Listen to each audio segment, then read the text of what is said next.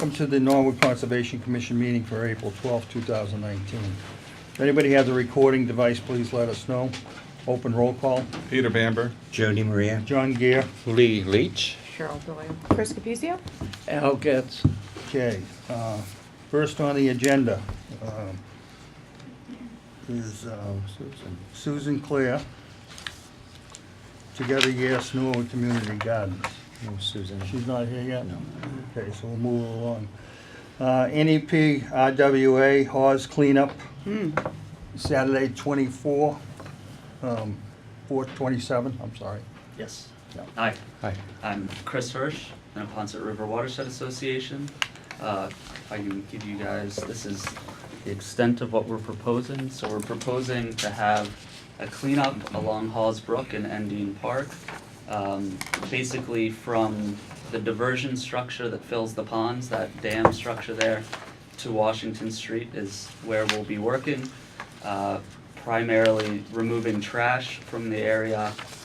It'll be a small team, probably 5 to 10 people at max.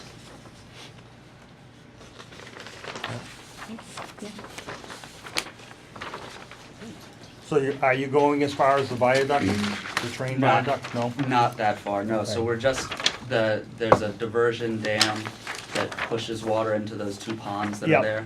Yeah, so that's Okay. gonna be the upstream extent. Pardon me? It's not our property, I believe. I'm sorry. It's not my property. No, I know, they just want to go over what they're gonna do. Yeah, so what we'll be doing is mainly removing trash and other debris that doesn't belong there. Trying to leave as much of the natural resources as intact as possible, minimize any kind of impact. Okay. Al, do you have any questions? Well, Comments? my reason for putting all these people on the agenda was I kept seeing emails from one group to another, and the business of cleaning up rivers and streams and all around town, and I wanted to make sure that what was going on was within our regulations. Like, for example, somebody said, well, we're going to cut all the brush that's in the way. And I said, wait a minute, no, that's not what we do. And I explained that the brush that overhangs streams and rivers serves a very important habitat purpose. Plus, it serves to keep the water cool. So that was why I called Chris to find out what was on their agenda, and I wanted to make sure that that was what was going forward. So that's why he's here. It wasn't that they were planning to do something that's illegal. His intention is perfectly fine. Yep. I think it's a commendable activity. I wish they were going all the way up to the railroad track, so. We have He to do also has the something there next next one, year. so might as well do both. Yeah, I agree. How long are you gonna be working on that project? I think that, I Couple don't hours. know exactly, but I believe the hours are 9 to noon, Okay. something in that range. And everybody's gonna assemble down there? Yes. Okay. Yep, and Jerry Hopcroft, I believe, will be the person from Neponset that'll be organizing Okay. on site. So while we have you, Trap Hole Brook Dam. Yes, yep. So, as you know, we're working on putting together a feasibility project, or a feasibility study for that project. We've gotten priority project status with Massachusetts Department of Ecological Restoration, and we've moved forward in trying to contract with a engineering firm to do survey of the site, the sediment design plans, and sketches on what it may look like if the project were to go through. At this phase, we've reviewed the bids for the project, and we are hoping to contract in the next few weeks. And so I'd be asking for your permission for them to access the site to do the survey work. which shouldn't involve anything in terms of clearing or permanent disturbances. They're just doing core samples? Yes, I'd make a motion to support that. Okay. Should they notify any of the private landowners though around there too? In case they Yeah, have to that go might be on a their wise thing to do. property, Yeah. just out of common courtesy? Yeah. yes. Yeah, so I'm planning to hold a public meeting with the abutters at the library to talk about everything, about where we are with the project, and so that they can meet the DER team, as well as the potential engineer. Okay.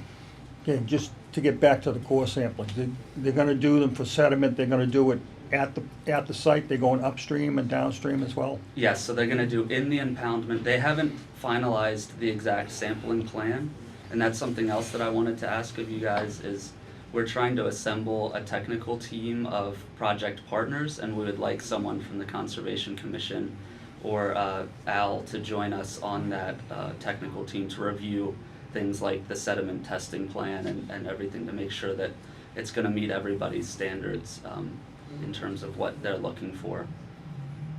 Okay, how do you feel about that, Al? I can do that. Okay. Great. Good. I'm sorry, you had a motion, Peter? It was just, he said he needed our support. I said I would support the surveying and planning, and then once that all comes, they would have to come back to us after. Yeah. Correct, yes. Do I have a second to that motion? Second? All those in favor? Aye. Okay, good. Great, thank you. Opposed? No. Good. Thank you. Okay, let's, is Susan here now? She I is. am. You are. I misunderstood. I thought the meeting was at 7:30. No, that's all right. If it hadn't been too cold to sit on the common and read my newspaper, I would have been here at 7:30. I was gonna sit in the hall to read. I'm the manager of the Norwood Community Garden, and it's, you want me to- Just stand Get up where so you we can can get. see me? Yeah, get up, Oh. so you can be on the. It's been about 7 years since we gathered together, and you all approved the community garden, and I thank you 7 very years. much. During that time, we have received some very important guidance and advice from the Conservation Commission, and occasionally we need to accomplish something out there, and I will call Al, and Al will step in and let me know what's appropriate under the Mhm. conditions. It has worked well. We did have to move a beehive once because a neighbor thought that the bees were a little near his home. We last year began really battling flea beetles out there who move in from the pasture. They live in the pasture, but they like to place their larvae in our plots. Really nice place for them to grow, and then they eat all our produce. And I wanted to use diatomaceous earth, which was approved for organic gardening, but I did check with Al first to find out if the commission was, in agreement with that. Mhm. While the garden is self-sufficient and guides itself, we are on town-owned land, and we are there because the Conservation Commission permits us to be there. So we're well aware that we do answer to both the town and the Conservation Commission for what decisions we make, Mhm. as well as to the town of Norwood, and the garden has become pretty important in the town. We now have 72 plots in our half acre. We had 64. We took away the trellis areas and the common areas because so many people wanted to garden. Mhm. We could put in those extra plots sideways, right down the middle of the garden, so that we could fit in a lot more people. We have an incredibly diverse group of gardeners from different countries, different ethnicities, different ages, and different physical abilities. We even have one plot raised in case we have a handicapped gardener needing that. We built it originally for a man in a wheelchair, who then became too ill to garden. So we just left it in case of future need. That probably will come down this year, though. The wood is 7 years old and it's been sitting out there. It's, you know, about time for us to give that up. We'll build another one if we need to, though. We typically, by August, will have a waiting list of about 30 people wanting into the garden. Through the winter, there's attrition. Gardeners move. Gardeners decide they don't want to garden anymore. One thing and another like that happens, and plots will open up. That list is taken strictly in order of request, by date of request, so that we can be absolutely fair about it. Because I do know some of these people who request a plot. So I have to let them know you're in your place on the waiting list when your name gets to the top. If a plot's available, you're in. And they've been very patient with us about it. This year we have managed to, in the spring, they start getting interested in gardening again. We are down to nobody on the waiting list because about 5 people on it decided to spend time abroad this summer. And I asked them to just wait for 2020 so that someone else could use that plot this year. So we actually have 2 vacant spaces now, which will probably be full within a week or 2. Changeover isn't huge out there.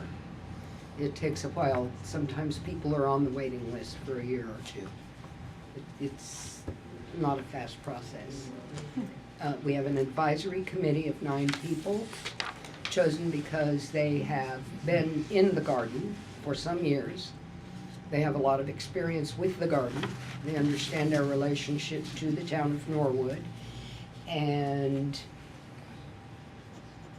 they have shown deep dedication to community, because the first word in community garden is community. And without community, without a sense of community there, this garden won't work. It cannot possibly work. They guide me in everything that I need guidance in. You know, I guess difficult decisions I don't make alone.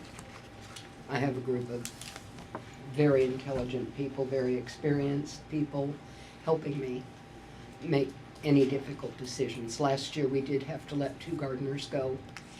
I had spent some downtime due to illness and wasn't out at the garden as frequently, and I kind of hold myself responsible. Usually I'm quite a presence in the garden. I notice a gardener in trouble, we talk. Help is offered. The gardeners water plots for each other when somebody takes a week or 2 vacation. No problem. We have 1 plot dedicated to the Norwood Food Pantry, and all of the gardeners put out donations of produce from their plots to be taken to the food pantry at a pickup on Saturday morning. Saturday mornings are food pantry days. So that's the way we handle that. There are expenses with the garden. I'm not asking gardeners to haul their own hoses and large tools like rakes and hoes and things like that. Some of our gardeners walk to the garden or bicycle. Some of them have very small cars. That's just not going to work. Carry your own hand tools, and they pay a $25 per year fee. And we buy the hoses, fix fittings, keep washers in a toolbox on hand. The big tools we keep at the garden, ready for everybody's use. And of course, we wear them out and then have to buy new ones. This year I'm getting 2 new hoes, 2 new pitchforks. We recently had a problem with the border of the community garden because the pasture really wants into our garden very badly. And nature just made it that way. It sees it as a vacant space to be filled. And we are fighting black swallowwort, which I am sure you all know we don't want out there. Poison ivy battle, we've about won in the garden. The first year, not one gardener escaped without poison ivy, at least 1 breakout of rash. I had two. Second one required prednisone. I mean, it was awful because even once it was plowed up, the oil from the ivy stayed in the soil for at least a year before it broke down. But we've about beat it because we are really on top of it every time we watch it. And occasionally a brand new gardener from India or somewhere will ask me with eyes wide, what is this poisonous plant we have to watch for? And I explain it's not really poisonous, but you don't want the rash, so let's walk out in the field and I will show you some poison ivy so you know what it looks like. And of course there's the leaves of 3 thing. But I talked with Al and with Mark Ryan from DPW, and we've come up with a plan we think will work for this year. So some of our money has gone to putting a narrow border of landscape fabric around the outside border of the garden. We cannot use it inside the garden. I can't permit that because it's an organic garden, and I don't think the Conservation Commission would appreciate it either. But this will be a narrow border. Mark has already deposited gravel at intervals around there. We're going to lay that and lay gravel over it, and that will help us some. We're still going to fight weeds and grass. You can't grow things in New England without fighting weeds and grass. We're used to that. Actually, it's good for our health. Lots of activity, physical activity. But that's probably going to take us the better part of the summer to actually pull off, because it's a big job to do. We're going to try to get a weed whacker or two so that we can make sure that grass down is way low before we do the fabric and then smother it with gravel. We're going to try this and see how it works. Diatomaceous earth. This year, instead of suggesting that a few gardeners might want to occasionally buy some, which is usually sold in 14-pound bags, which is more than someone will use in a lifetime of gardening in an 8 by 16-foot plot. This year, I just bought a 40-pound bucket for the Gilmores. They'll deliver it when they deliver the salt marsh hay for those gardeners who use that. And by the way, the salt marsh hay I have checked is sustainably harvested. Does no damage to our seacoast at all. Susan, if I may, we have the largest agenda, I think, in our history tonight. So what would you think is the most important message you should deliver to us tonight? I want you to keep watching the garden. I want you to keep giving us advice. We got some good advice this year from you, this winter. We were not thinking. We were so obsessed with mulching the paths on the inside of the garden before winter so that this spring we didn't find weeds up to our waist when we went out there, that we did not clean that garden up when we left. You know, remove equipment, things like that. And we didn't have snow cover that made it all look like pretty snow mountains. And Al called me and he said, Susan, that garden looks ugly. And he met with Vic Babel and I out there.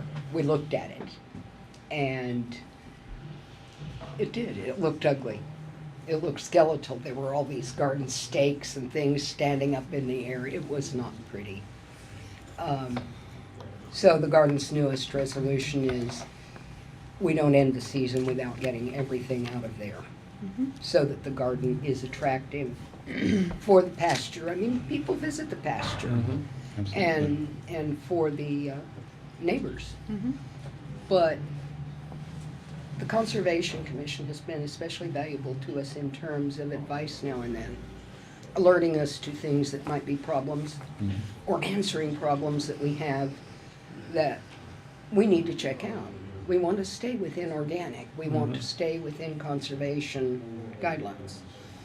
I don't have time to learn all these rules. Managing 72 gardeners is a very big job.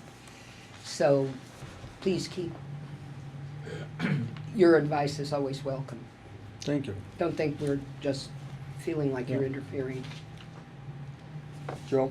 I have one request. Since this property was bought with state funds, we have a responsibility in reporting and that sort of thing. For example, we're not supposed to have any organized scheduled sports on the property. What I'm concerned about is initially we were under the impression that it was going to be a free garden and not a charge. Now, I understand that having a small charge is a reasonable thing to do. However, I'd like to request that on an annual basis, you would send us a quick accounting that says, this is the money we collected, and this is the money that we've spent, so that our trail is covered from a state point, should they ever decide to come back and ask us that question.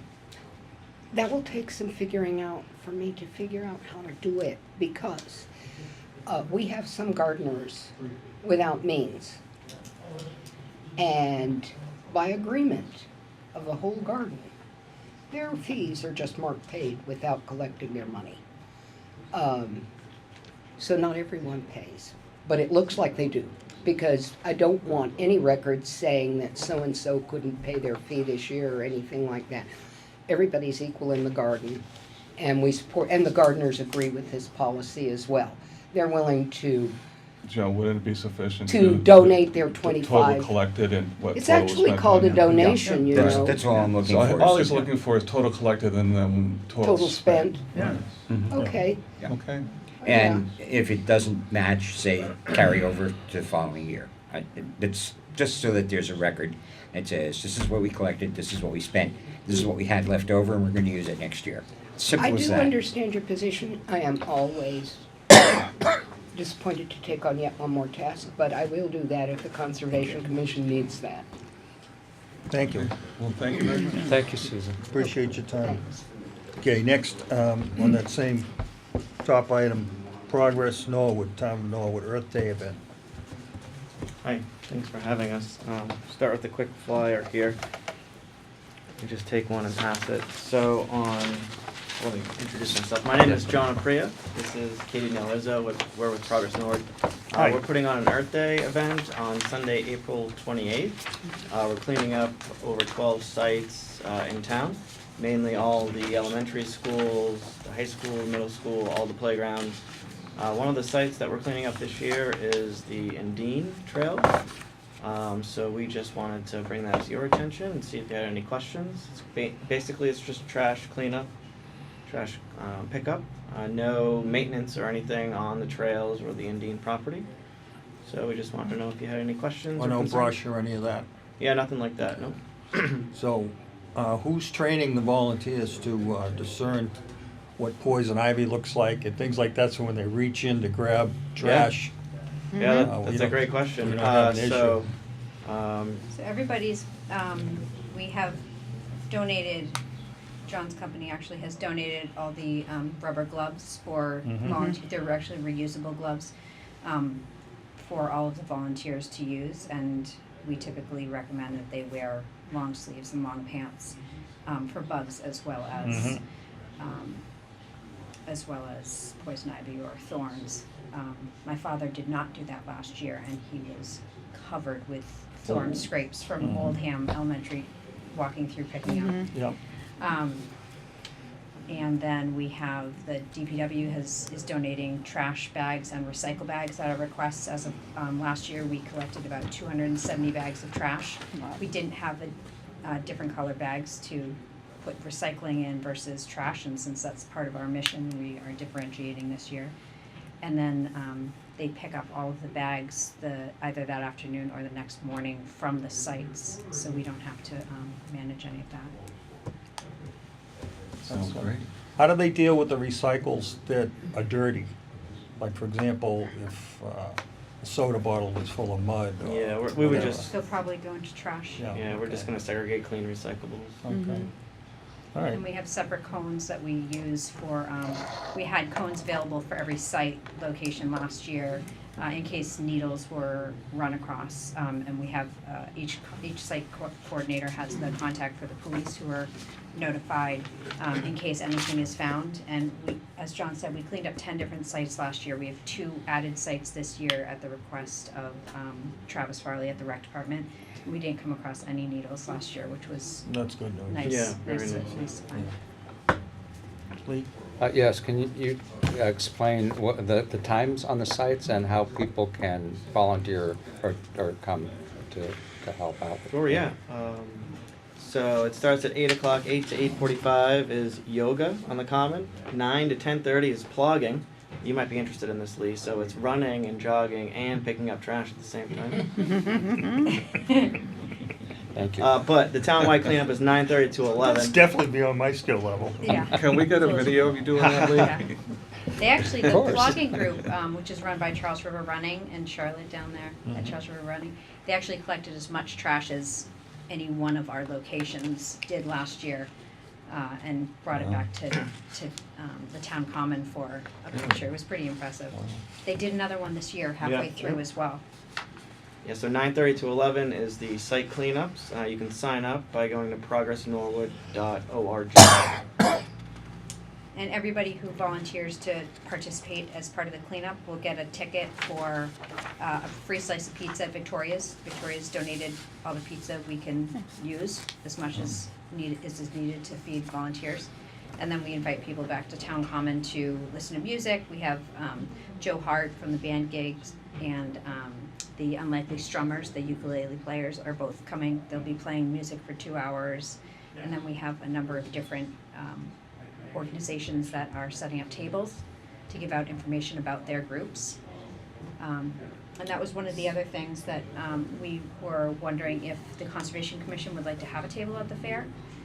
It would be from 11:30 to 1:30, and you just give out information to the people who attend the fair about your organization, what you do for town, what your responsibilities are, answer any questions people might have. Last year we had about 300 people come to the fair. So it was a great way to get information out to people about these different environmental groups. Patrick, I can't see his last name, Deshanis will be Assistant there. town planner. Right, he'll be there giving some information about the emergency readiness plan that they had, or study that they had done, because it is Orthodox Easter, so Paul Halkiotis is unable to do it, so Patrick will be there. But I'm not sure if there's anything that you guys would like to contribute or put out there for the community to learn more about your organization. We'll have to keep that in mind. Yeah, so it'd be Sunday, 28th, 11:30 to 1:30 is the fair. Sounds good. It sounds like a full day. Yeah, the organizations participating are on the left there on the flyer, and if you are interested in having a table at the town common, just let us know. Katie and I's email address is at the bottom of the flyer. Very good. Great. Thank you. Yep. Thanks for coming. Yeah. Questions, Thank you. Joe? Thanks. Just Joe Greeley, the Norwood Trails Advisory Committee. I'm here basically just to support the work that's being done on Sunday at Earth Day, but also the Quonset River Watershed work on Saturday. The Trails Committee is very active in all those two efforts, and we're also looking forward to working with Al and Chris and the various entities for the dam, the work to be done at the dam later on, whenever that happens.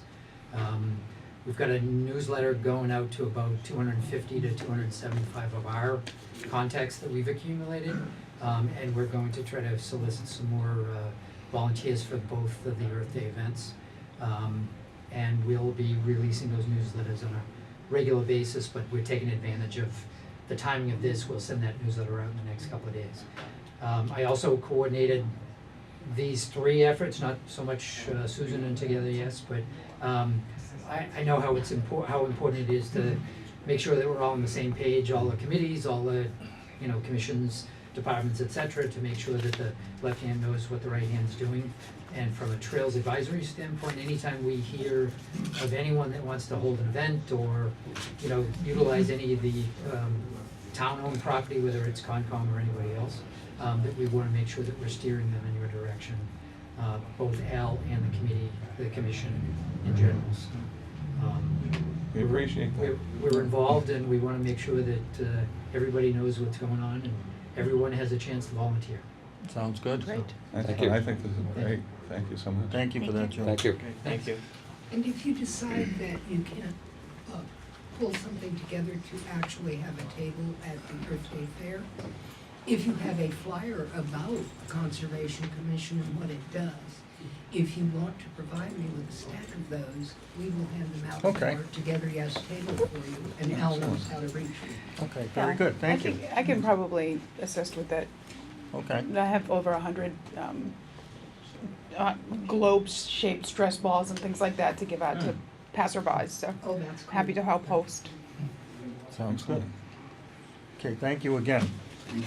Okay, next on the agenda, request for ANRAD. This is continued from 4/3/19, Goldman Environmental Consultants Incorporated, representing Peter Cantonese, the second TBA Central Auto Body Team, DEP file number 2510497, Norwood number 201808, project location Boston Providence Turnpike, Norwood, Mass.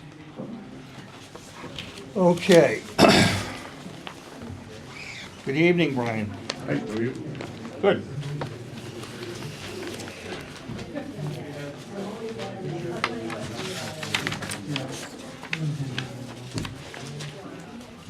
Al, would you like to start us off?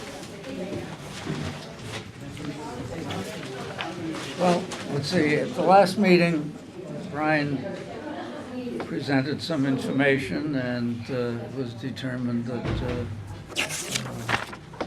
we would talk to our peer review person and get an opinion from him before we brought it up for a discussion and vote.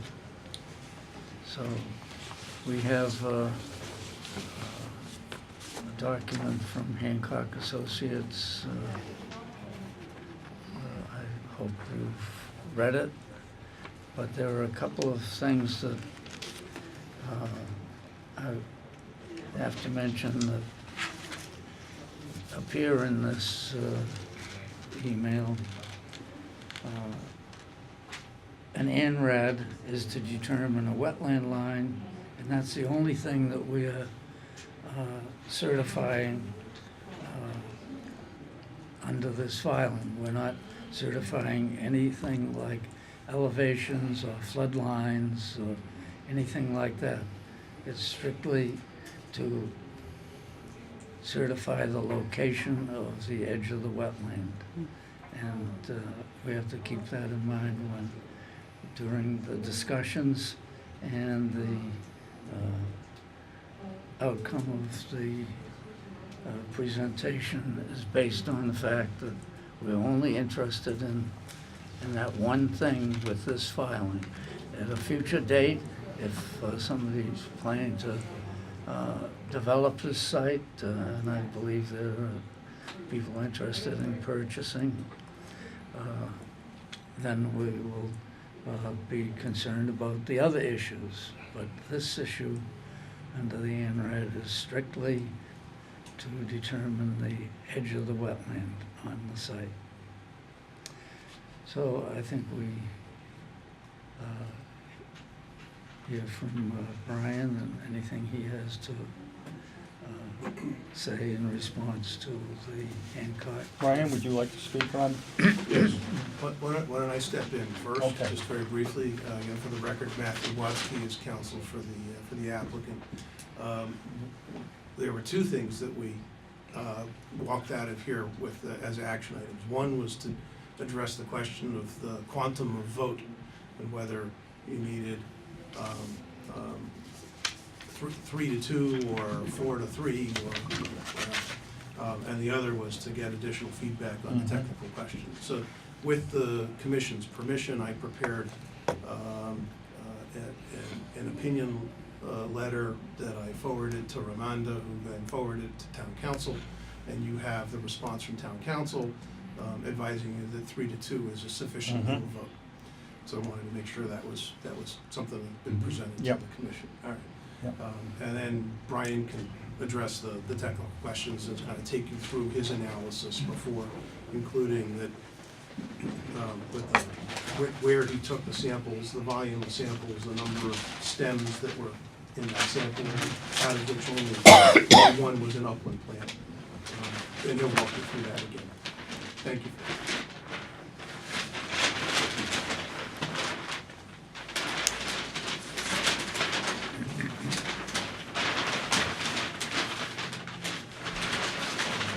Okay, so by way of refreshment, I guess,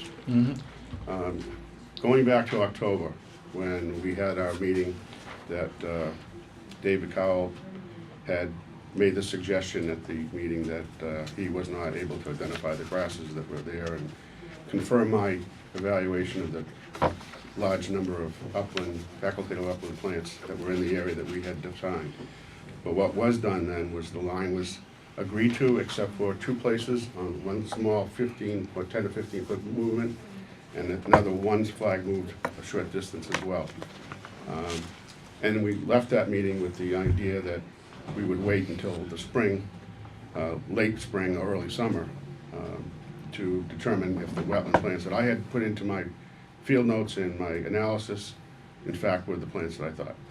So last week when we came in to meet with you, 2 weeks ago when we came in to meet with you, I had brought in information from a third party, the agricultural group at UMass that are specialists in grass and other perennial plants and other plants, not just perennial plants. And I had taken samples and sent them approximately that much material out of two plots that were on the side that, if you look at that driveway that goes in, on the right-hand side, that's where David and I had said, let's look at this. This is a little flatter area. So I purposely went back and did random samples of all the plants in that area, sent them into UMass. UMass came back with a report that I think you've seen, where they confirmed that the creeping red fescue that generally was between 10 and 15% of the plot through this whole area, not just these two areas, but they represented the entire area. And the what I called perennial rye was actually tall fescue or tall rye, same genus, both facultative upland plants, and that was the majority of them. So if you go back to my numbers and what we had agreed upon, between 75 and 95% of the area within that upland that we have flagged was upland plants. That's the long and the short of it. There were, as the report said, they found one facultative wetland plant in there, but as David's report says and my report says, we found lots of upland plants scattered around, and we found a couple occasional plants that were wetland scattered around, but nothing approached making the 50% criteria threatened. So I would reinforce the fact that within the line that has been before the board, modified by us in the field, that represents an upland. I'll answer any questions on that, but that's the long and the short of it. Okay. Does anybody have any questions? I would like to hear from the voting members on this, what their opinion is based upon the fact that it's 51% upland, but I would genuinely like to hear what the people's position is on it. I guess my position is that we hired a expert. And the expert, in his review, said that he didn't feel that the sampling was taken over a wide enough area, and in fact was not supervised by a botanist. I personally would not be able to support this particular project with such a negative report from Hancock. The samples again were taken not by a botanist. I've been a wetland scientist for 45 years. I worked at DEP, all right? And that is my position on it, is that he's an expert. It's met the criteria. Frankly, he's more of an expert, in my opinion, than our consultant. So I'm in favor of it, but again, I'd like to hear Well, my opinion on it is, I agree with what you were saying in regard to Brian. I think Brian's credentials speak for themselves. And the thing that bothers me is initially when Hancock came before us, all of these issues were ironed out except for a couple of spots that were in question. Now all of a sudden, this thing changes. So I don't get that. I don't have And I know recollection that, Al, your feeling on it is that it's properly delineated. Is that correct or think not? that- I don't want to put words in your mouth, but I think that after they worked at the site and they adjusted the line where they both agreed, I think that establishes pretty much the edge of the wetland. Remember that the requirement is that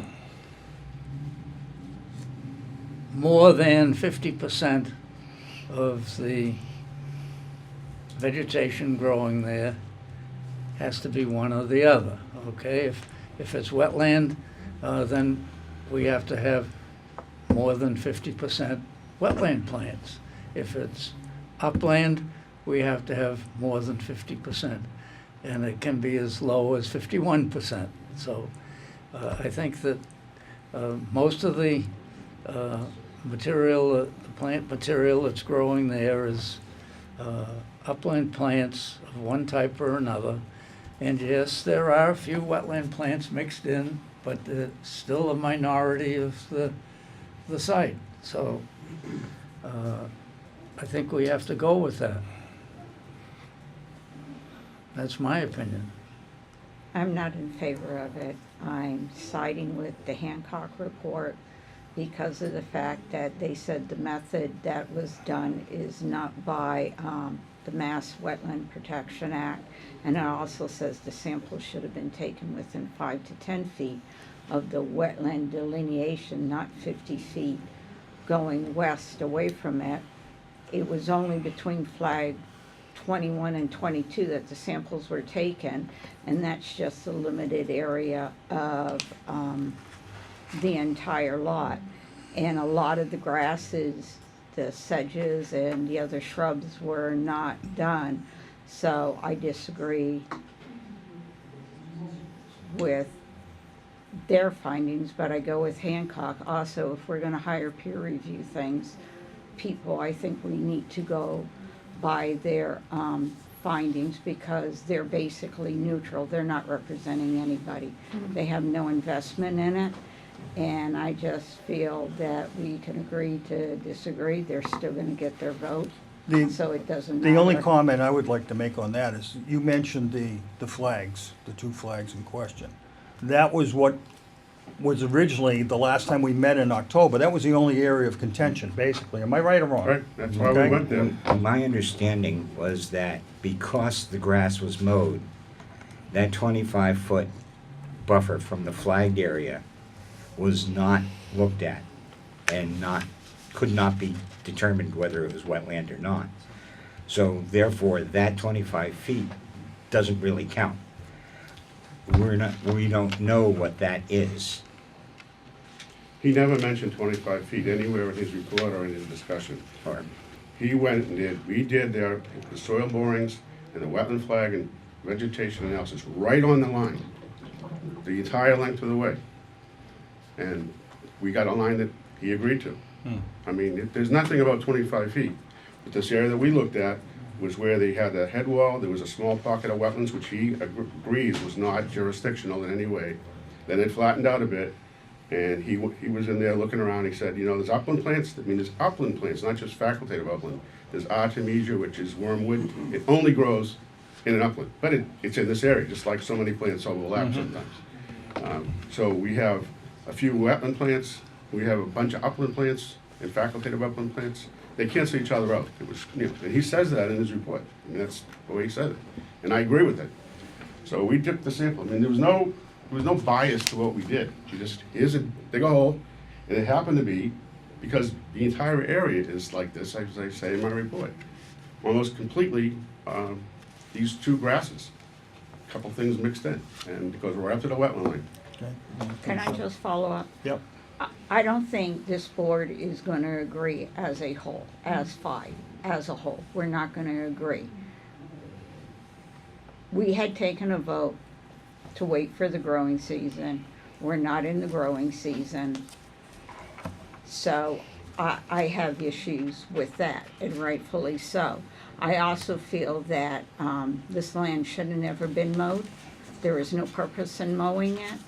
And I think if it was left in its natural state, we wouldn't be so divided as we are We right directed them here to and mow right it. now, huh?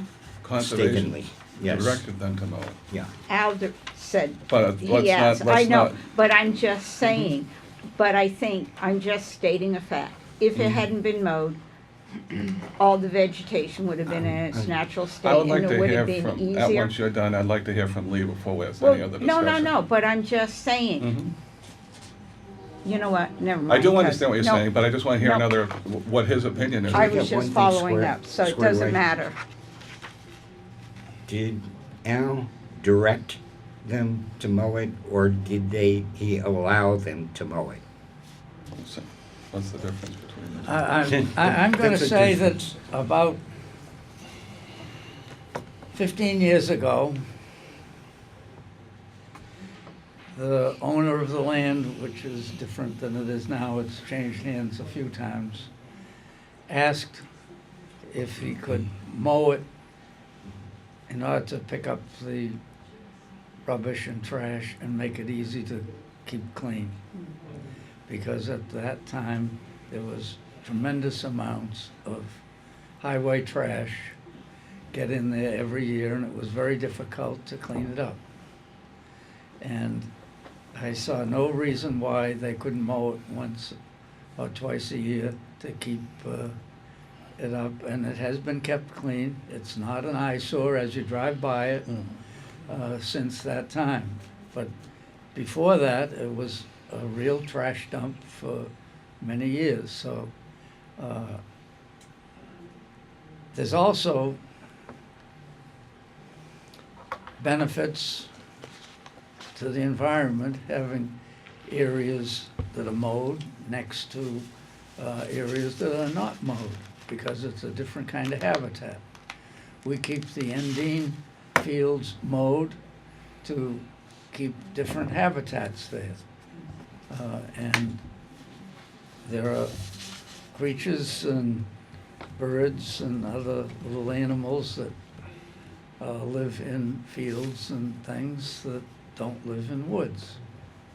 So it gives us a diverse habitat there over the years, and that's why I didn't disagree with the request.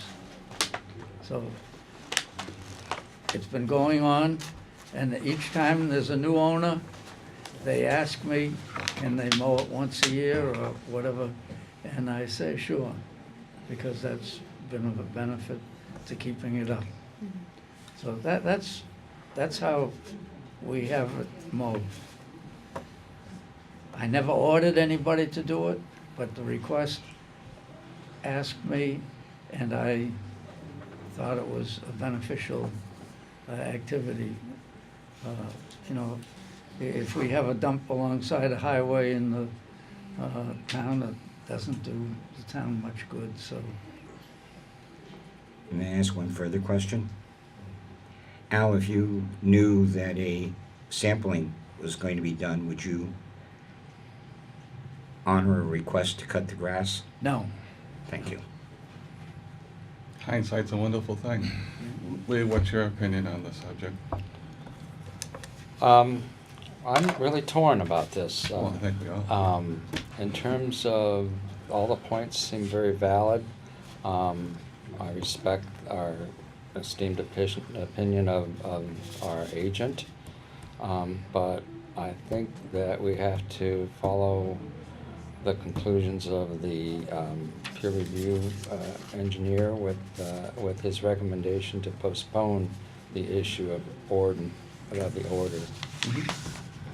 That's what, I think that weighs quite a bit, but until, if we make a motion, I think we should also hear from the Well, the audience reason before I'm we- doing this. Before we decide. Right, but the reason why I'm come asking with this any- opinion is this.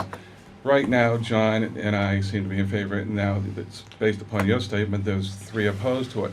But I don't think we should go No, to counting please let me- votes before we have a No, motion. please let me make this, you have to understand something. We're either going to vote on it and it will fail, or we can continue it, I believe, until the growing season. So that's why it makes important sense to ask these questions this way, I Lee. understand. So that's why, based upon what you're saying, you wouldn't be in favor of it. So I would think it would make sense to offer them opinion. Do they want to vote or do they want to continue? It's based upon what the 3 of you have said. Fair enough. I mean, I'm from old school. If you have the votes, make a motion. If you don't have the votes, you don't make a motion. So, so I would defer to you folks at this point. Or if there's any other comments from other attendees. Anybody else? Any public, whoever, right? I'd like to make one more comment, just to kind of, this is a state highway. The plants that are growing there were planted by the state highway where they built the road. Every state highway, contractors are required to put contractors' mixes down. So sometime in the 70s, when they did the rewidening of Route 1 to put drainage in and all that kind of stuff, somebody put that down. That's the only reason these grasses are there, and that's the only reason there's such a dense flora of them in that one location. They put it on the soil to hold the erosion down until they got stabilized. But they're all facultative upland plants. If they weren't, if it was that wet, they would have evolved into something else. They haven't. And that's since the 70s.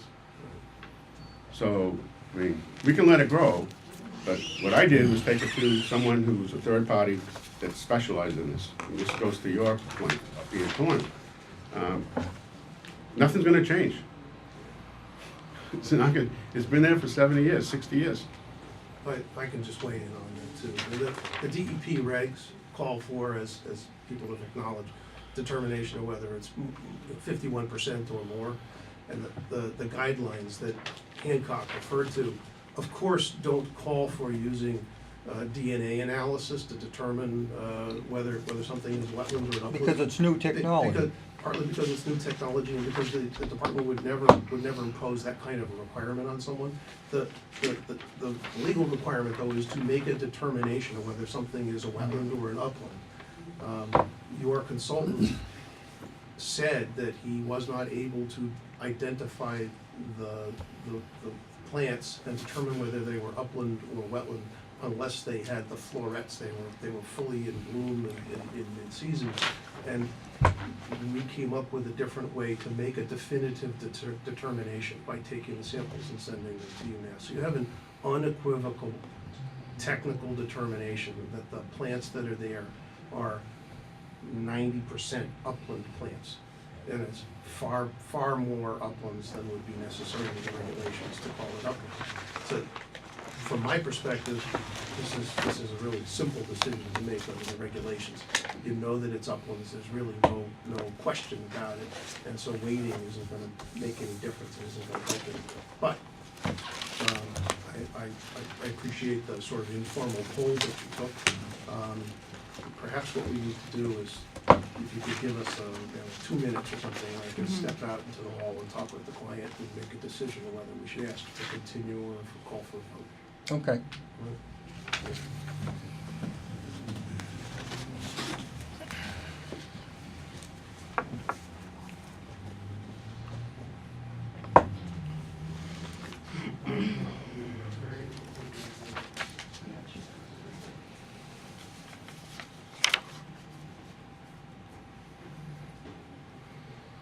Anybody have anything of interest to discuss? I'd like to know about who's gonna, is anyone else wanna join me on this? volunteer thing? Not on Sunday. No? Okay. What's So the what I'll date? do is I'll contact Susan Claire. Oh, and I'll- also, I could offer, as a member of the Trails Advisory Committee, we will have the Trails Advisory Committee table will be there too. Yeah, I So, don't need my own table, but it No, would be no, good to but represent with somebody. Yeah, you're welcome Yeah, to. and I get tons of little trinkets, because I do tons of Excellent. conferences, so I always bring stuff. Those are very good to give Kids. out. Oh, yeah, I've got like, those, keychain globes We and still things some like that. brochures? Yeah, so I'll bring all Didn't that Ramada stuff. have some brochures Mhm. before? We had some brochures cases too. of brochures. that you Oh, can good. use. I was thinking I'll do, Yeah. thinking of doing something more for the kids, so, you know, it's likely if we're gonna have a fair that there's gonna be kids. Right, you give those out to the kids and you hand the brochure to their parents. Yeah. Well, I was gonna give them, so this is maybe kind of corny, but I was gonna give them fairy house instructions. So it's where you go and you collect sort of twigs and leaves and things like that, and it shows you how to construct a fairy house from, you know, whatever, rocks and stuff in your backyard.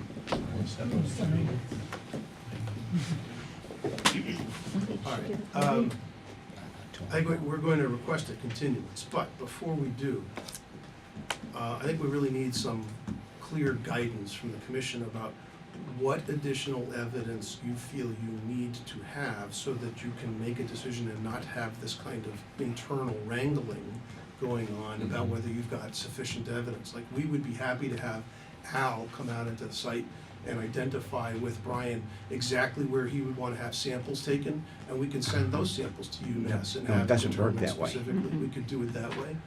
Why not? If that's No, not good enough, the then applicant tell us- doesn't tell us choose the. No, that's not what he said. Hancock should do Yeah. it. Hancock Yeah. should, Well, Hancock We'll should do it with them. Hancock. Well, whatever, What Hancock's fine. imposed upon their attendance today? yeah. Hancock will choose where they take the sites, and that's typically what the What? people do. Is it possible that the representative could come physically be here for the next meeting? No, No. we tried that already. Would have been nice. Yeah, it would have been nice. I mean, if anyone from the commission, I'll go out there with anyone in the commission and we'll show you exactly what we're talking about. But then it's not impartial. No, the commission come out. But then The it's. commission's impartial. Huh? It could be you. I could care less who went out and did it. No, because I, I don't have the expertise to identify upland plants and Well, wetland no, all plants. I'm saying is if Next. Hancock went out, Al went out, all three of you went out with him, fine, that's Fine. fine with me. I would just, I just feel better if Hancock goes out by all of his reporting and by what he says. I feel better, and then if he goes, everything's fine, great. Now, correct me if I'm wrong, because I'm trying to think back. This is 2 weeks after the fact, and you were saying another 2 weeks would be is that accurate? Well, May, May starts the Well, that's growing season. what's the yeah. date that makes sense? Well, it's been so cold is the problem. I know, but it's cold, so plants are slow So we have to in give them coming. a definite date. So, Brian, what do you think would be the best way to expedite this fairly with Hancock? Well, I have a basic question.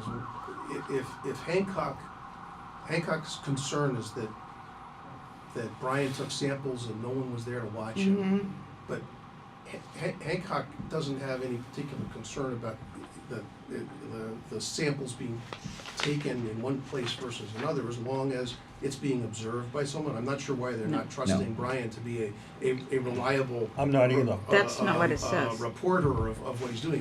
He's been a professional in the field for 40 years, but I don't see that there's a value added here to have Hancock go out and charge for their time to say, okay, take these samples 4 feet away or right at the wetland line, whatever it is they want. Just have him describe for us where he wants the samples taken, and if we have to go out there with Al to watch it, then we'll go out there with Al to watch the samples being taken. It's not the way it's done generally. The way it's done is the independent reviewer goes out and chooses where to take the samples.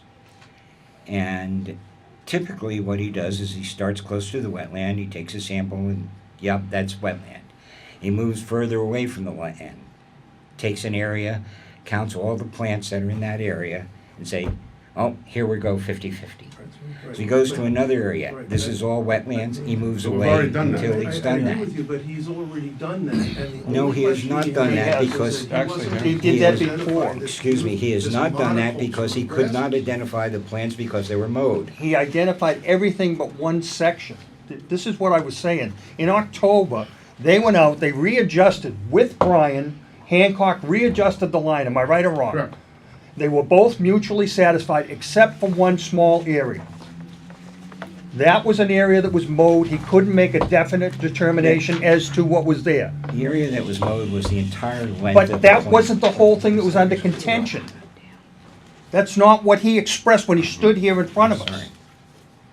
And I'm just getting aggravated with the narrative changing constantly. That's why I made the obstructionist statement. The narrative changed. All they did was bring new information with a DNA test, and that's why it moved forward. And that's why you can move off of waiting if you have a scientific test that would exceed somebody counting florets, which is not a definitive scientific test. That's somebody's hopeful opinion. And so I see no value, and I've stated it repeatedly, in this delay, because there's not going to be wetland plants of 50, 60% magically appearing in the next month. And all we've done is delay the situation and then delay it. And that's not our role here. Our whole role here is to take scientific information from that. And if you're reading his latest report versus the first report. No, this is the first one. Okay, That's what thank I'm you. reading. Okay, that's fine. Say No, what you like. I'm reading the first one, and it actually says there's a lot of that the hydric soils were absorbed within the open area depicted as upland, beyond the limit of bordering vegetation wetland depicted on the site plan.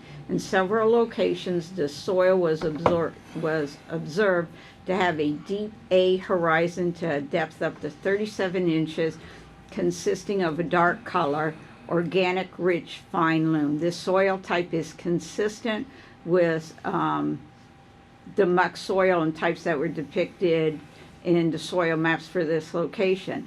These are classified as hydric soils, and then it just goes on between the flags. So by his report, there is more than one spot, and it's not just flag 21, 22.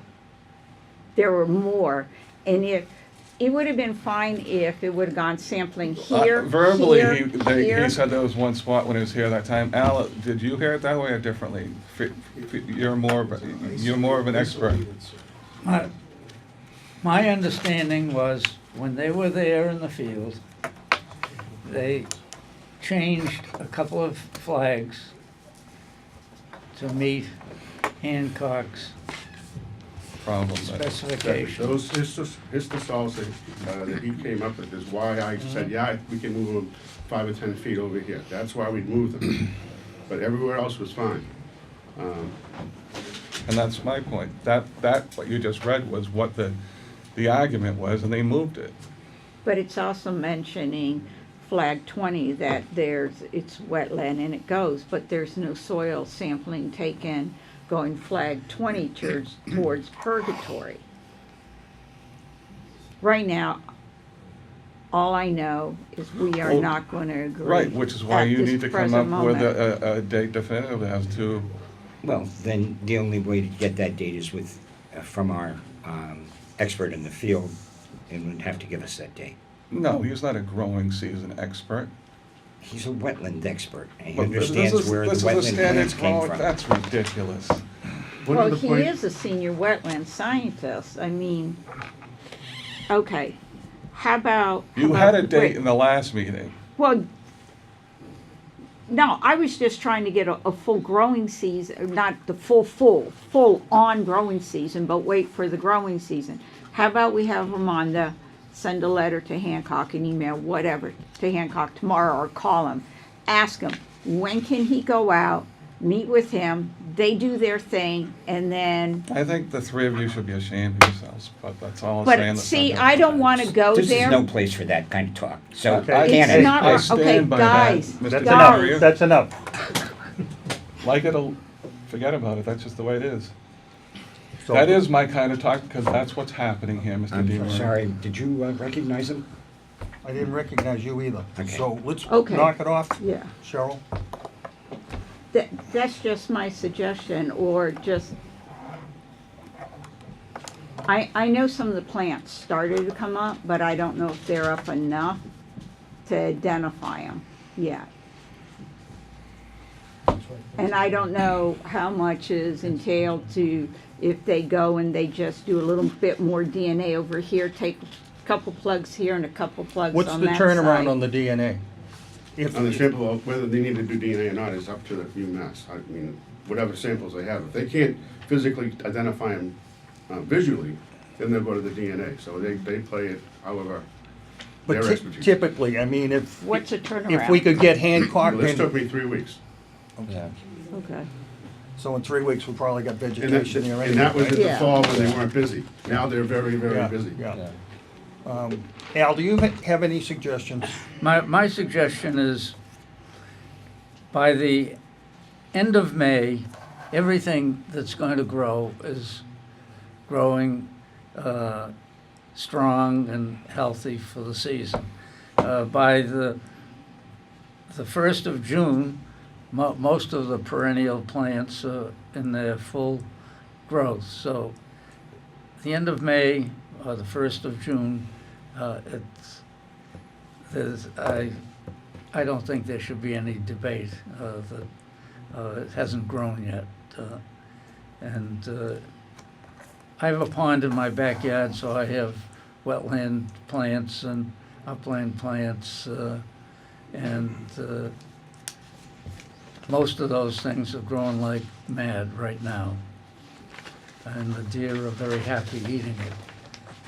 But the thing is that in one more month's time, we should have all the growth that's necessary for people to identify what's there.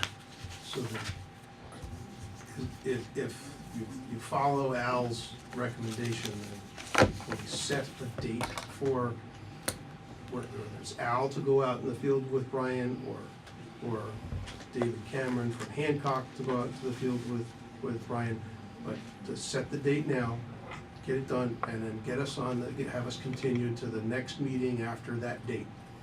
Okay. Can you reach out to Hancock and set up a date with him? I guess we can do And, that. Yeah. get that back to them, and, we'll put that on the agenda then. Well, May 17th is a month from now, if that's the date that the three of you agree to. No, that's not, Or June Not 1st, I finding mean, dates. pardon me, June 1st it would be a date, whatever day of the week. The that- meeting would be June 5th.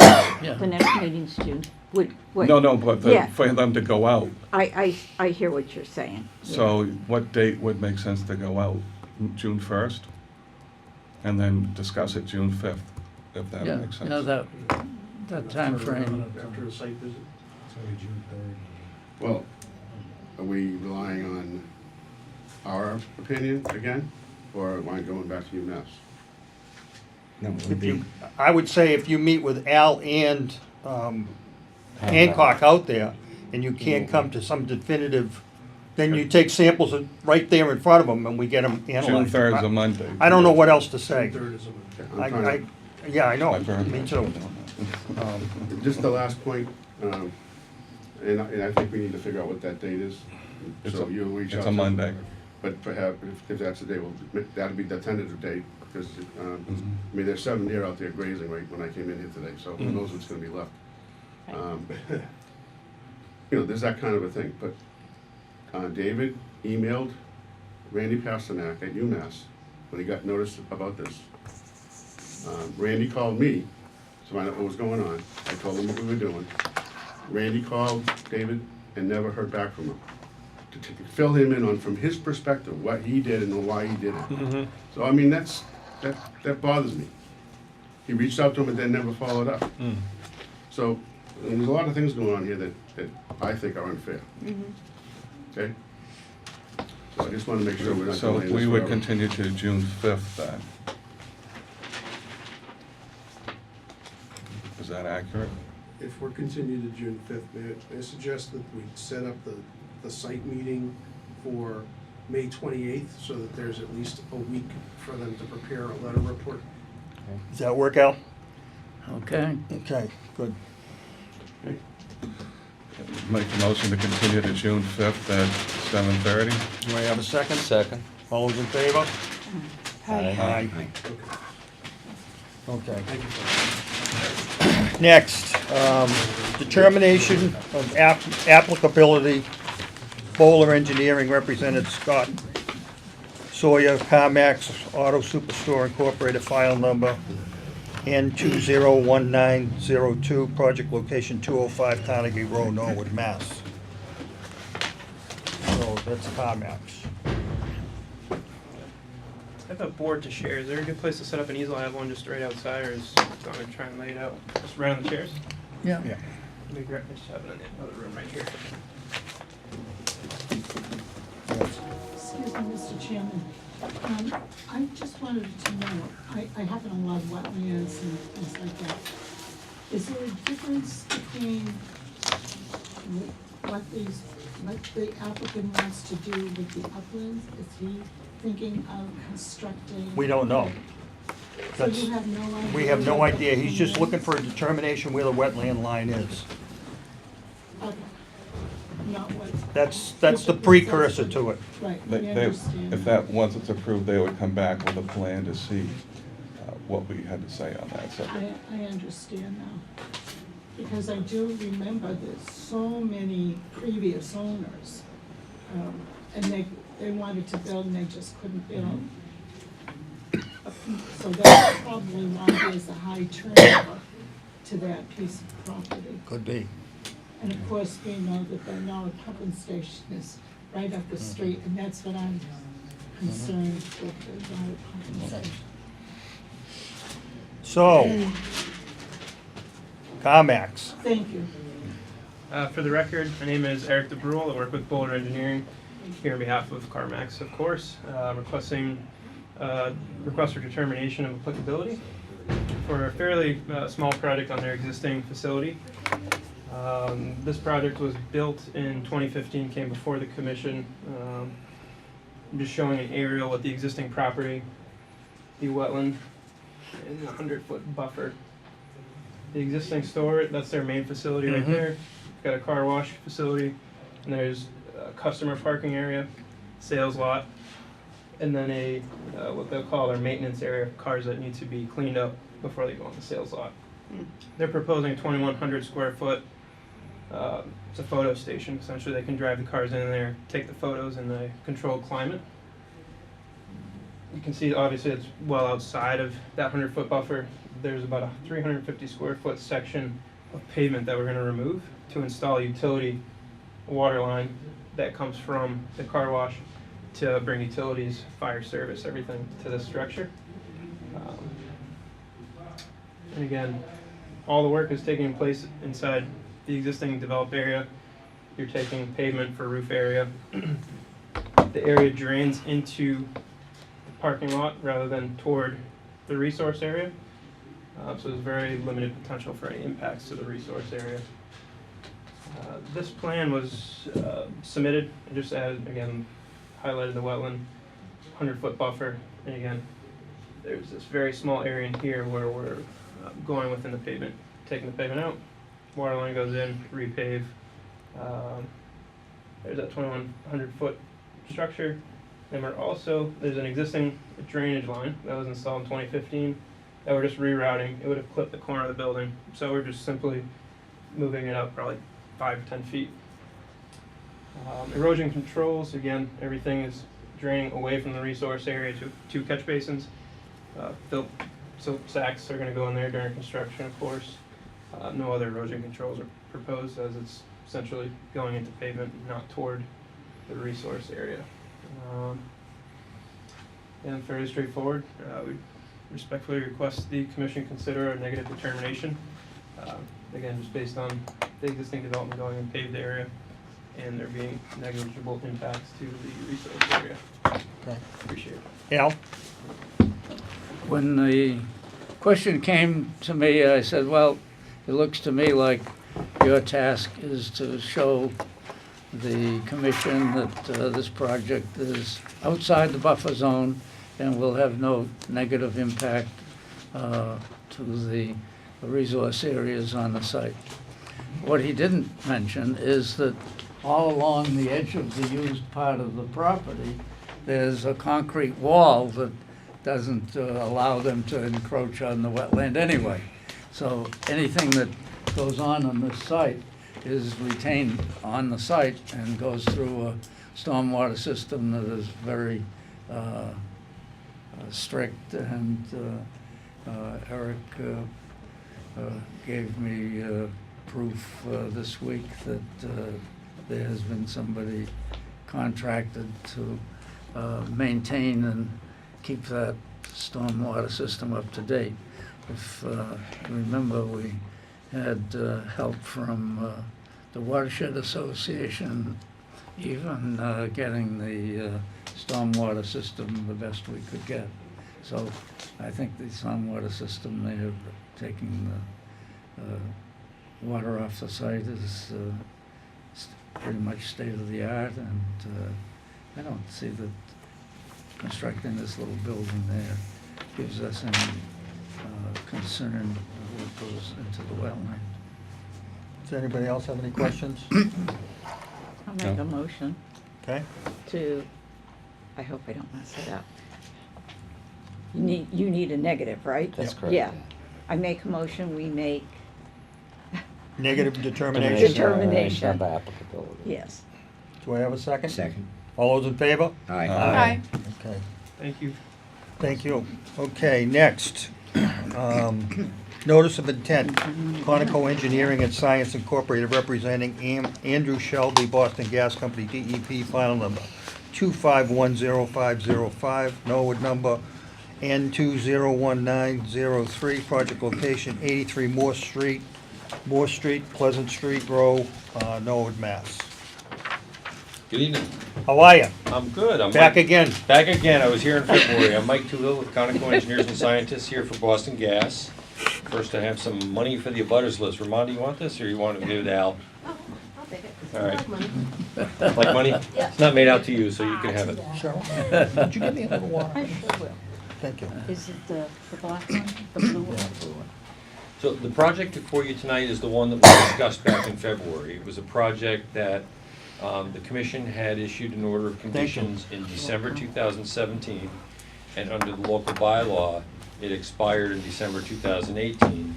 And Boston Gas had not done the project because they had the gas strike last year, the labor strike last year, which put a lot of their projects off. So we still had, I guess, we still had a valid order of conditions under the Loan Protection Act, but not under the bylaw. So that portion of the project, which is to extend a gas main about 1,600 linear feet along Pleasant Street to give service to 83 Moore Street to the industrial park, is the same project with one exception. I know, I was told that last year when the project came in, one of the areas of discussion that the commission wasn't crazy about was that the new pipe was going to be hung off the side of the bridge that goes over the Neponset River. And there's a change proposed in the current order of notice of intent to actually put the pipe in a utility bay that's under the bridge. There's an existing gas pipe under the bridge, and what Boston Gas is going to do is slide that one over in the utility bay and put the new pipe, which is a 6-inch PVC that'll go into an 8-inch casing, so it's double encased, in the utility bay right under the bridge, so it's not exposed on the side of the bridge. So it's a PVC pipe in a steel case in a utility bay under the bridge. Okay. The other part of this project, and an add-on that Boston Gas would like to do is there are a number of gas mains in Pleasant Street. One of which is a 6-inch gas main, which on one side connects to a 10-inch and on the other side connects to a 12-inch. So it doesn't make a lot of sense to have that 6-inch in the middle. And as part of their reinforcement program, they are going and replacing gas mains like that. And they want to replace this with a 12-inch so that it goes from a 12 into a new 12. And then it necks down into the 10 that's the one that's in the bridge. So that one will stay a 10-inch that's in the bridge. The trenches are close to each other. It's not the same trench because the gas mains are not in the same trench. They are going to cut and abandon the old 6-inch pipe. And we have plans that we showed where the cutting is going to occur on either side, and the abandonment in between is going to occur. They abandon the pipe in place. Okay. So that's, we could have filed that, I guess, as a maintenance, because from a capacity standpoint, it's not a substantial enlargement. It's a bigger pipe.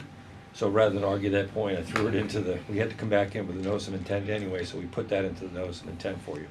So that work actually stops, it's in the riverfront area, but it stops short of the bridge, because that's where the coupler size change is short of the bridge. So there's one new pipe that's going in the utility bay under the bridge, and the rest of it's in the street, which part of it is in riverfront area.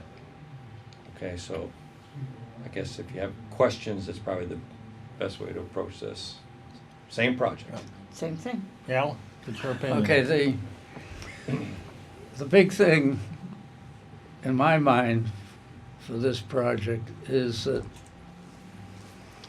previously the pipe was going to be a plastic pipe hung on the side of the bridge.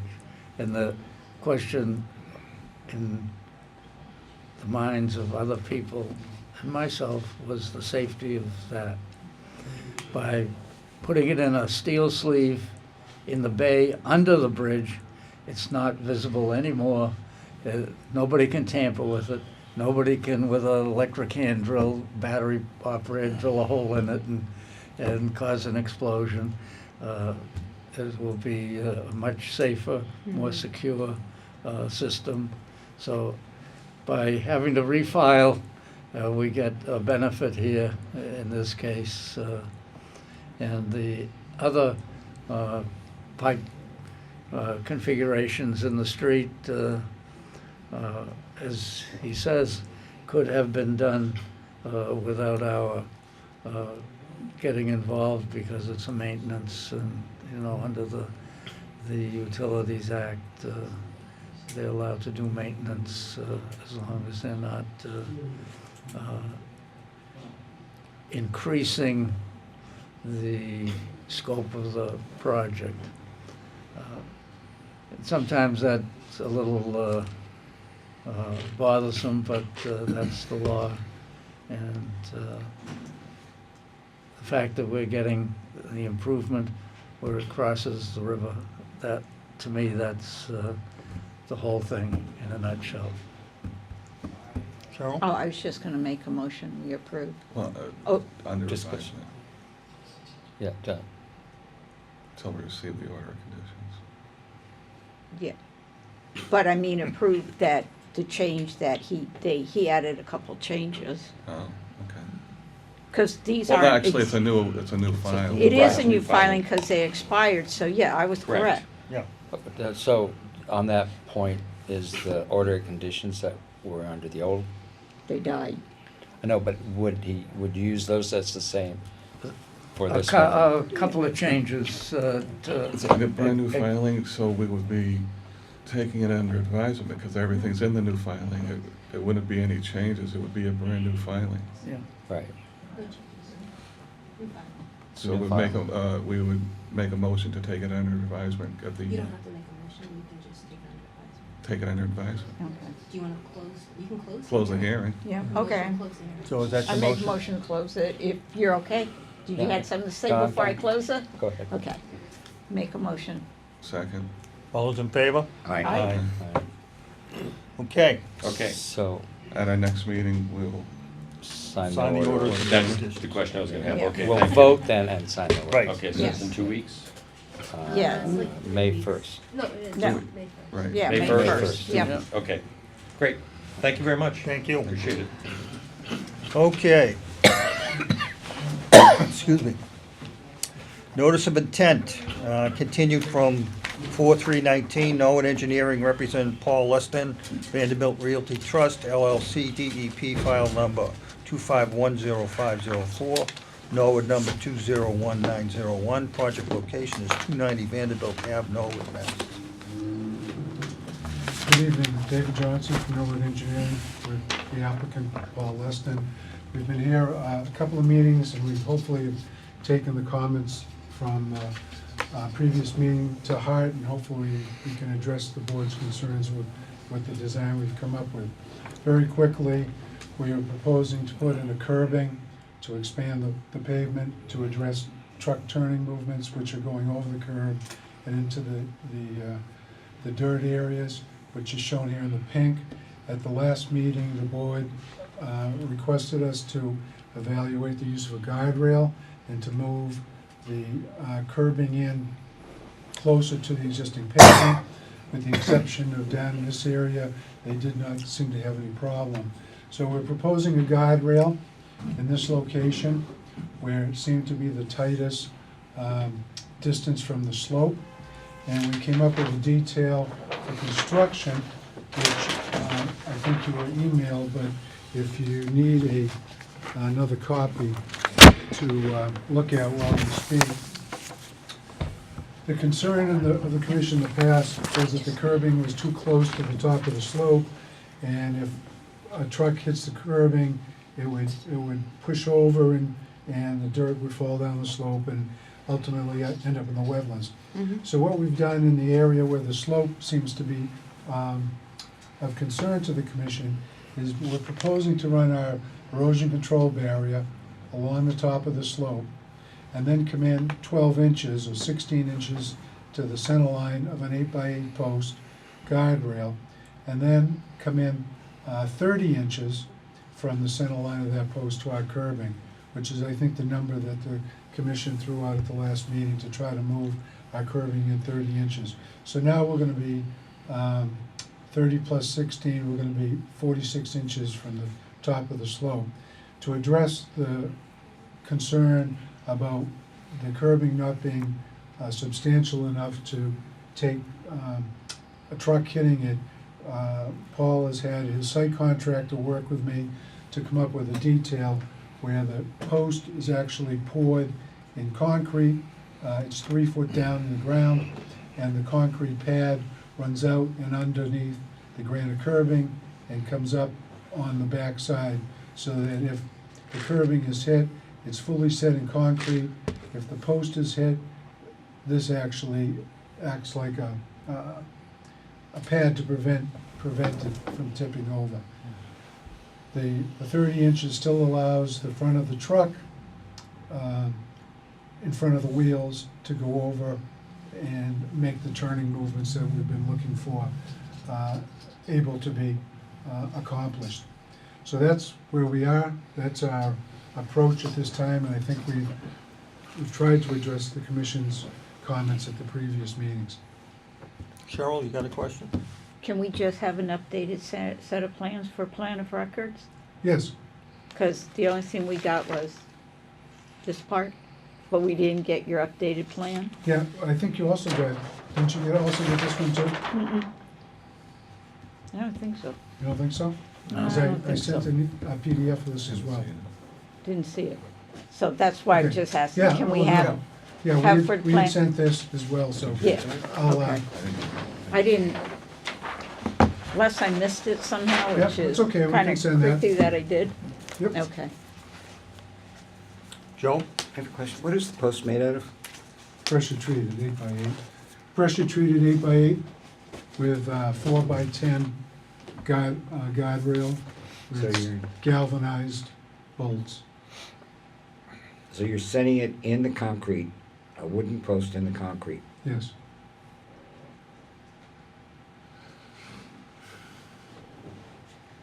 That's actually not an uncommon practice with pressure treated now. Okay. It's around the one And pond then where the on post Vanderbilt. goes. It's done Goes the down, exact goes right same through. way. Yeah, goes all So the, this slab is anchoring it back in, and it's anchoring the curb in. Yeah. I, So, did you see this, by the way? Do you- I saw the small one, and I just didn't see what the post was made out of. Oh, I was just gonna say, make a motion to accept it pending, Take under advisement. yeah, under advisement with, an updated plan to the plan of record. We'll take it under advisement while Al generates that. The order of conditions. Hmm? Oh, motion to close the hearing. Yeah, second. All those in favor? Aye. Aye. All set. So- Thank you very much. Thank you. Thank you. Okay. Excuse me. And David, I need a hard copy. Yes, I'll get Yeah, you yeah. hard copies and PDFs and everything tomorrow Okay. morning. Thank you. Thank you. Okay. Determination of applicability, Norwood Engineering Company Incorporated representing JMK Development LLC, file number N201904, project location 449 Neponset Street, Norwood, Mass. How are you? Good evening. David Hearn here on behalf of the applicant, but I'm going to let Mr. Smith run the show here because it's more technical than anything. Thank you, David. Thank you, Mr. Chairman. My name is Matt Smith. I'm an engineer with Norwood Engineering Company. I'm here representing JMK Development, which is the Jaguar Land Rover dealership. My client is Sherry Allen, who has owned and operated the property for many, many years. So as I said, this is the Jaguar Land Rover dealership located. The address is actually 449 Neponset Street, but it's on Route 1 near the intersection of Neponset Street. We're here tonight to ask for you to grant an RDA. Our request is a negative RDA, meaning that a permit will not be required for the work that we're proposing. What they want to do is they're going to do some improvements to the building and building facade. And what I've shown is the outside of the building in different colors and the 100-foot buffer zone, which is this line right here. There's the existing parking is shown and the wetland on the north side of the site. And what I did was I wrote it in different colors. So the area that's in the buffer zone is going to have very little impact on any construction activity. In the green, they're just going to paint the building, and in the blue, they would like to replace the existing siding with some other siding on the building. So it's just a siding and painting project. Outside of the buffer zone, way on the other side of the building, they want to build a very small addition, which will basically be an area where people will pick up their cars. When they get a new car, they go here, and that's where they get their car.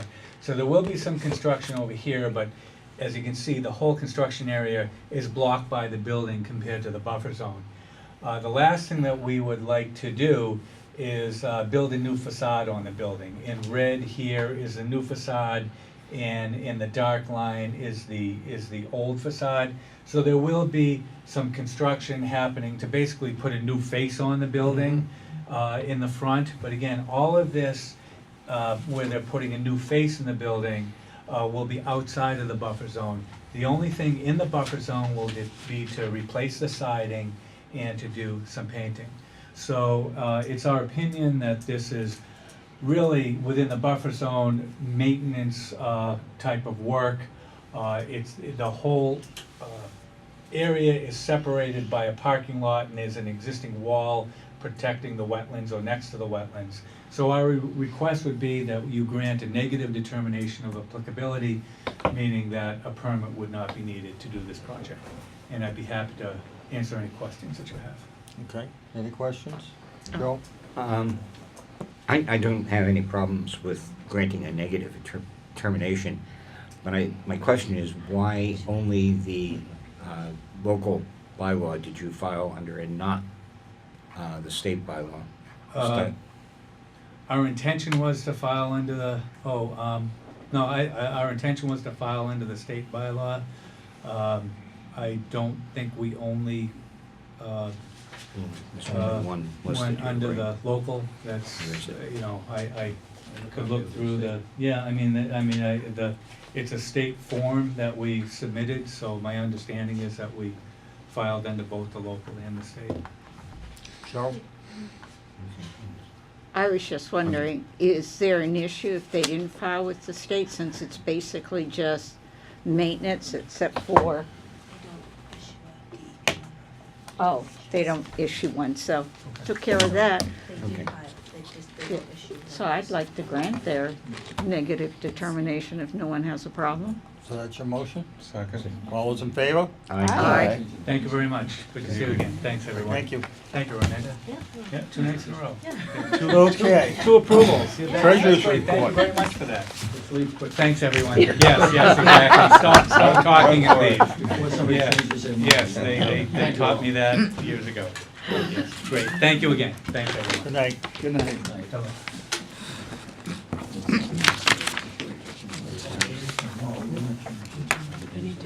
Do we have a report from the treasurer?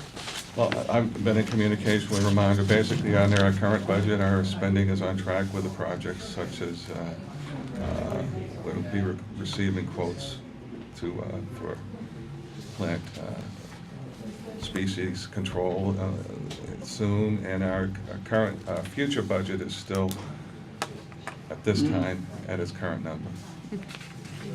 Okay. Al, you're up. Okay.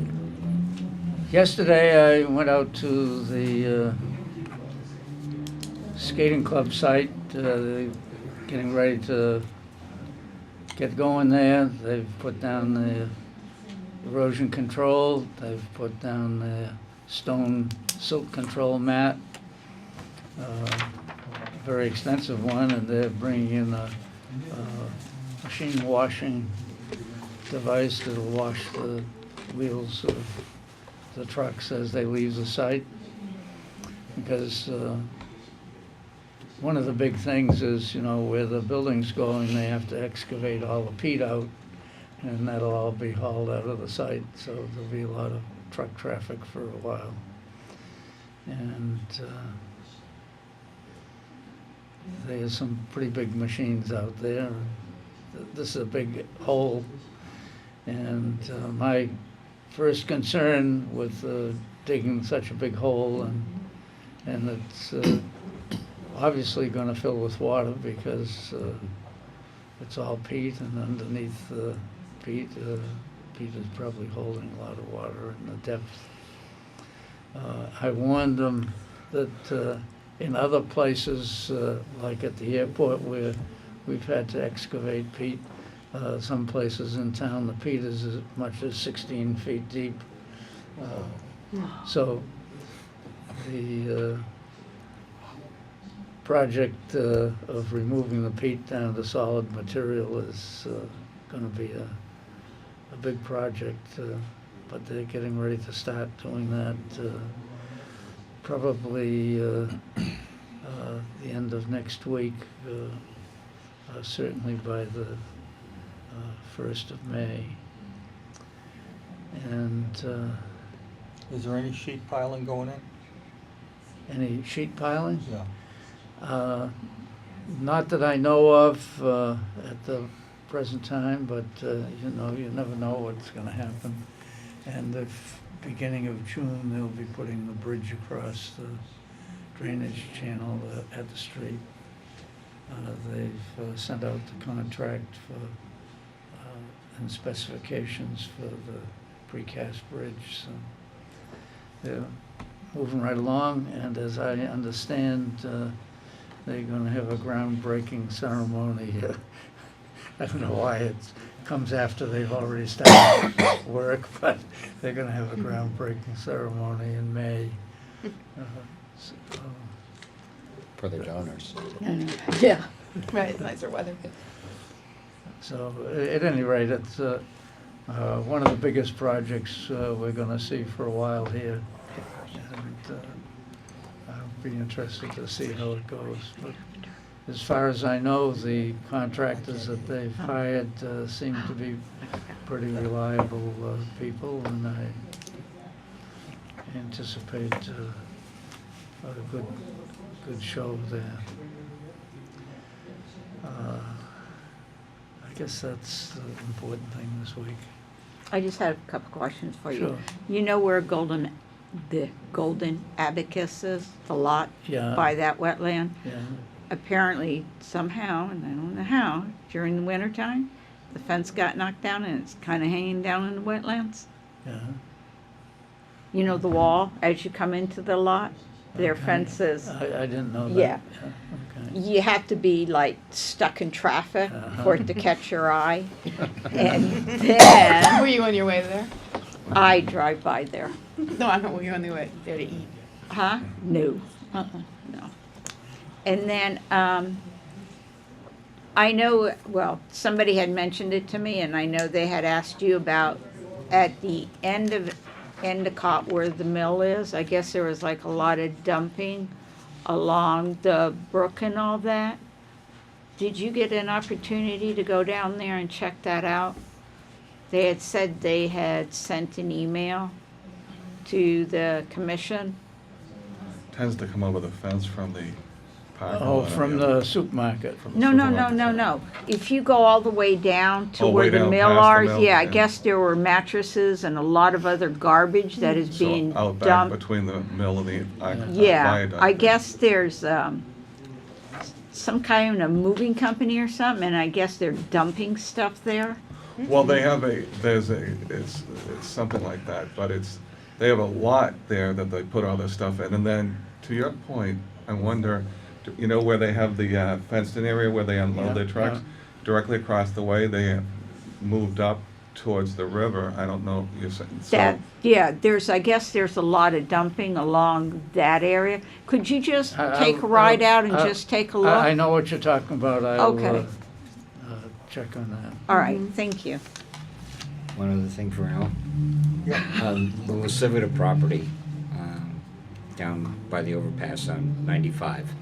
He's got another huge pile of raw dirt, and it's not contained in any way, and it's very, very close to the wetlands that's under the electric wires. Certainly within our buffer zones. And it's under the electric wires? No, it's on his it's on the edge of his driveway. Oh, And it, you know, he doesn't have any Okay, hay bales or anything, so the flush runs right off into the wetland. right, yeah. I get it. What's that, Union Street? Yeah. Yeah, that's Union Street. Okay. Okay, what about the next item, Al? Automation of Ellis Pond Dam. Subject was brought up when we were discussing grant proposals under the emergency preparedness. And the outcome of the discussion was that Mark Ryan felt that there were other things that we should concentrate on first. I had a conversation with him Monday at the breakfast get-together, and he agreed it would be a good thing, but since we only had one opportunity for a grant this year, that the choice was made that we would apply for a big battery system that would take the place of the big diesel generators that the electric company uses in the summertime for peak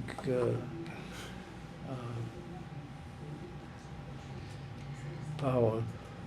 And we would, as a second part of the project, that they would connect that battery with the senior center to supply emergency power for the senior center in case of a power failure. And we would charge the battery with the solar farm on the landfill. They can charge the battery on off-peak hours, but the landfill would, solar farm would deal with that. So that's where the final decision was made, and I believe that Paul Halkiotis is working on the state grant for that and see where we go. the actuators for, the motors for this automating the Ellis Pond Dam, I think Joe says you said they're at the Sportsman's Club. That's correct. Yep. And I would suggest that we somehow get those out of there. I would think that they're safer there than they are anyplace else. Well, the basement level of the Sportsman's Club is a pretty damp place. Those 4 actuators, never been used. The initial price was somewhere over $7,000 a piece. The total amount of money estimated to